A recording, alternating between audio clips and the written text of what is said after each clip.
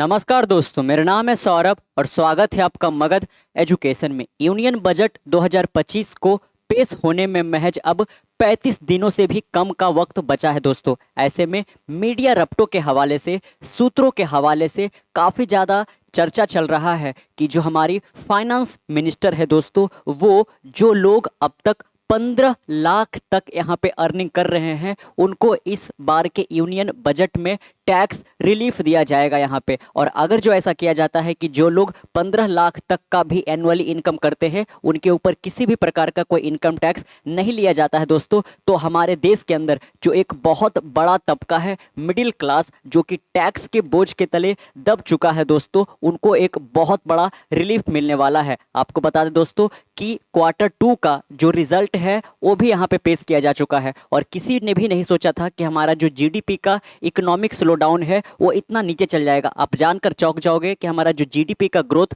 Second quarter का जो result आया है दोस्तों, वो महज 5.4% पर गिर गया है। यहाँ पे जो बड़े बड़े इकोनॉमिस्ट थे, यहाँ पे स्ट्रेटेजिस्ट थे, वो यहाँ पे कयास लगाए बैठे थे कि अगर जो कितना भी डाउन जाएगा तो 6 या 6.2 के करीब तो यहाँ पे हमारा ग्रोथ रेट जीडीपी का रहेगा ही दोस्तों यहाँ पे। लेकिन लगातार जो हमारा जीडीपी का ग्रोथ रेट है वो घटता जा रहा है। यहाँ पे जो हमारा फॉरेक्स रिजर्व है दोस्तों, जो कि काफ़ी अच्छा कई दिनों तक यहाँ पे परफॉर्म कर रहा था, वो यहाँ पे हाल के दिनों में यहाँ पे काफ़ी ज़्यादा बैड परफॉर्म करता हुआ नज़र यहाँ पे आ रहा है। तो जो हमारा जीडीपी का जो ग्रोथ है दोस्तों, वो काफ़ी ज़्यादा यहाँ पे प्रभावित हुआ है। इसके पीछे बहुत बड़ा जिम्मेवार यहाँ पे है कंजप्शन। यहाँ पे लोग यहाँ पे काफ़ी कंजप्शन करने लगे हैं, क्योंकि अर्बन एरिया में जिस प्रकार से यहाँ पे हर एक चीज़ का इन्फ्लेशन, महंगाई बढ़ रखा है दोस्तों, लोग बिल्कुल भी यहाँ पे खर्चे ही नहीं कर पा रहे हैं। चाहे वो कार के सेल से रिलेटेड हो या फिर किसी और चीज़ पे, लोग बिल्कुल भी खर्च कर ही नहीं पा रहे हैं, क्योंकि वो बचा ही नहीं पा रहे हैं। यहाँ पे उनको इतना ज़्यादा टैक्स ही यहाँ पे देना पड़ जा रहा है यहाँ पे। लेकिन अगर जो सरकार ऐसा करते यहाँ पे, अभी तो ये स्पेक्यूलेशन ही है,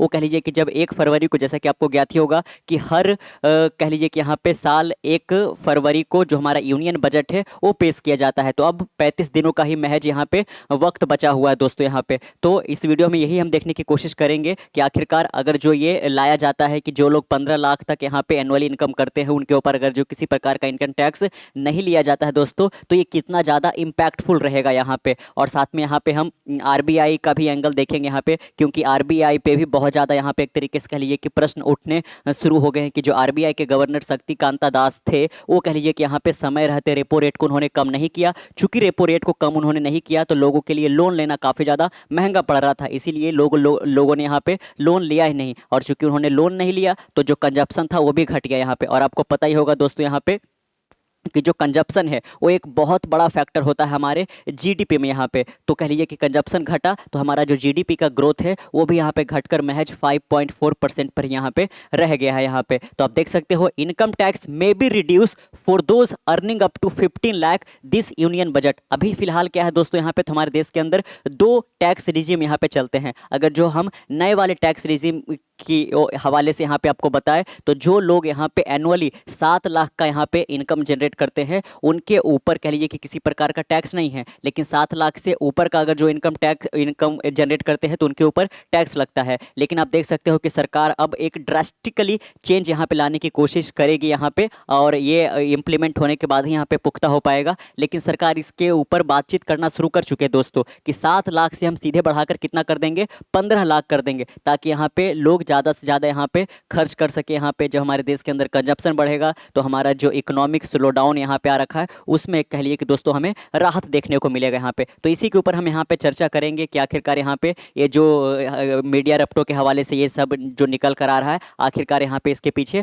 वजह क्या बताया जा रहा है दोस्तों। जैसे कि आपने जाना है यहाँ पे कि फूड इन्फ्लेशन हो गया, या फिर कह लीजिए कि जो लिविंग एक्सपेंसेस है, लिविंग कॉस्ट है यहाँ पे, स्पेशली यहाँ पे अर्बन एरिया वगैरह में, वो काफ़ी ज़्यादा महंगा पड़ता जा रहा है। तो लोगों के पास खर्चे करने के लिए कुछ बच ही नहीं पा रहा। आप देख सकते हो, India is considering reducing income tax for people earning up to 15 lakh annually in the upcoming February budget, aiming to provide relief to दो income middle class and stimulate consumption amid an economic slowdown. जिस प्रकार से हमारा economic slow down आ रखा है, budget बिल्कुल हमारा गड़बड़ा गया है दोस्तों पूरी तरह से। यहाँ पे जीडीपी का ग्रोथ रेट सेकेंड क्वार्टर में महज 5.4% पे रहा है। इसी चीज़ को ध्यान में रखते हुए यहाँ पे ये यूनियन बजट में 15 लाख तक लोगों का अगर जो एनुअली इनकम है तो उनको टैक्स रिलीफ यहाँ पे दिया जाएगा, ताकि यहाँ पे जो हमारा कंजप्शन है वो एक तरीके से यहाँ पे कह लिए कि स्टिमुलेट हो सके यहाँ पे, और हमें इस इकोनॉमिक स्लो डाउन से यहाँ पे राहत मिल सके। अगर जो इसको इम्प्लीमेंट कर दिया जाता है, the proposal could benefit millions of tax payer particularly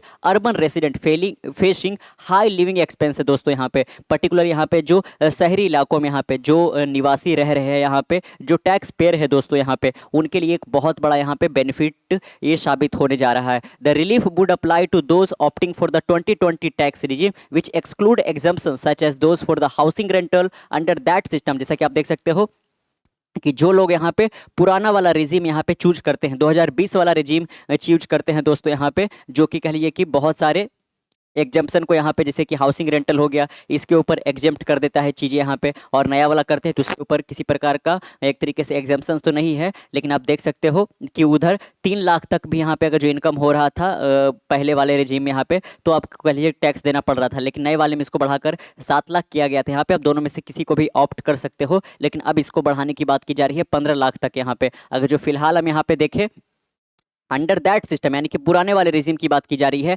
annual income of 3 lakh to 15 lakh is tax at between 5% to 20%। कि अगर जो आप एनुअली 3 लाख से लेकर 15 लाख तक कमाते हो तो आप को जो टैक्स पे करना पड़ेगा आपके इनकम का 5% से लेकर 20% तक कर सकता था दोस्तों यहाँ पे। और साथ में अगर जो 15 लाख से और ज़्यादा आप इनकम जनरेट करते हो तो 30% का यहाँ पे आपको टैक्स देना पड़ सकता था। इसलिए यहाँ पे बात की जाती है कि हमारे देश के अंदर जो टैक्स लिया जाता है वो अमेरिका की तरह लिया जाता है, और जो सर्विसेज दिया जाता है वो सूडान की तरह भी नहीं दिया जाता है दोस्तों। यहाँ पे हमारे देश के अंदर लिटरली टैक्स टेररिज्म चल रहा है। जब भी ये बात यहाँ पे निर्मला सीतारमन का आता है, यहाँ पे निर्मला ताई का नाम यहाँ पे आता है, तो लोग यहाँ पे टैक्स से काफ़ी ज़्यादा घबराने लग जाते हैं। वो इसीलिए यहाँ पे कि हमारे देश के अंदर काफ़ी भर भर के टैक्स तो लिया जाता है, लेकिन सर्विस के नाम पे कुछ दिया ही नहीं जाता यहाँ पे। This is primarily to boost personal consumption. आप देख सकते हो कि ये इतना बड़ा यहाँ पे ड्रास्टिक चेंज करने की क्यों कोशिश की जा रही है, ताकि पर्सनल कंजप्शन है इसको कह लिए कि इनहेंस किया जा सके, यहाँ पे मिडिल क्लास को एक रिलीफ दिया जा सके, और हमारा देश का जो इकोनॉमिक स्लो डाउन आ रखा है इसको भी एक तरीके से यहाँ पे कह लीजिए कि